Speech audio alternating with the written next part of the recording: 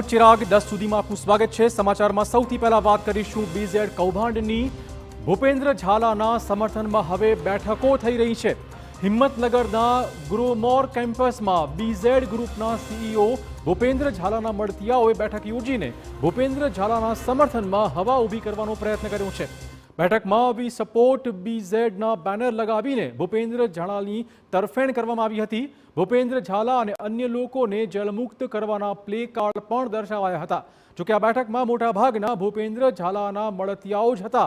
કોઈ ઇન્વેસ્ટર બેઠકમાં હાજર ન રહેતા આ બેઠકનો જાણે કે ફિયાસ્કો થઈ ગયો હતો।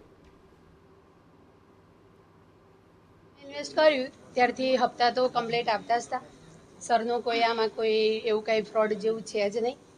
અને બીજી વસ્તુ એ કે 1 વર્ષથી જ્યાર સુધી મેં ઇન્વેસ્ટ કર્યું 4 થી 5 તારીખમાં મારો હપ્તો આવી જ જતો હતો। જ્યારથી આ પ્રોબ્લેમ થયો છે ત્યારથી જ આપણા પૈસા રોકાયા છે। 6 લાખનું ઇન્વેસ્ટ કરેલું છે અને રેગ્યુલર 5 તારીખે હપ્તો આવી જતો હતો। ઇનકેસ કોઈ તારીખે એવું લાગે 5 તારીખે રવિવાર આવે છે, તહેવાર આવે છે, દિવાળી આવે છે તો એડવાન્સમાં 2 દિવસ પહેલાં પણ પૈસા પડી જતા, પણ લેટ હજુ કોઈ દિવસ પડે નથી। અને અત્યાર સુધી લગભગ 1 પણ મહિનો કોઈના જો એવું બન્યું નથી કે કોઈના પૈસા રોકાયા હોય કે કંઈ ફ્રોડ થયું હોય કે કોઈ રીતના થયું હોય।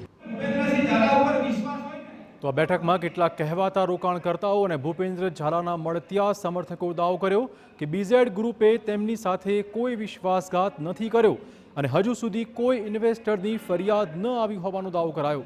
કેટલાક રોકાણકર્તાઓએ બેઠકમાં સોગંદનામા રજૂ કર્યા હતા। આ સોગંદનામામાં ભૂપેન્દ્ર ઝાલાના વકીલ મારફતે કોર્ટ સુધી પહોંચાડવાની વ્યવસ્થા કરવાનો દાવો કરાયો હતો। એક જ અવાજ એક જ વાત હતી કે ભાઈ અમે બીજેડના સમર્થનમાં છીએ અને અમારી સાથે કોઈ છેતરપિંડી થઈ નથી। એટલે જ્યારે સત્ય વાત મારી સમક્ષ આવી ત્યારે સામાજિક કાર્યકર તરીકેની મારી ફરજના ભાગરૂપે આ આખી વસ્તુ સરકાર સુધી પહોંચાડવાનું માધ્યમ બનવા માટે અમે આજે એક મિટિંગનું આયોજન કર્યું હતું। એફિડેવિટ લઈને અમે આખો ડેટા સરકાર સમક્ષ મૂકીશું। કેમ કે ફરિયાદમાં એવો ઉલ્લેખ કરવામાં આવ્યો છે કે ભૂપેન્દ્રસિંહ ઝાલા અને બીઝેડ કંપની રોકાણકારોના પૈસા લઈ અને એમની સાથે છેતરપિંડી કરી છે। એટલે સાચી હકીકત એ છે કે રોકાણકારો સાથે કોઈ છેતરપિંડી થઈ જ નથી।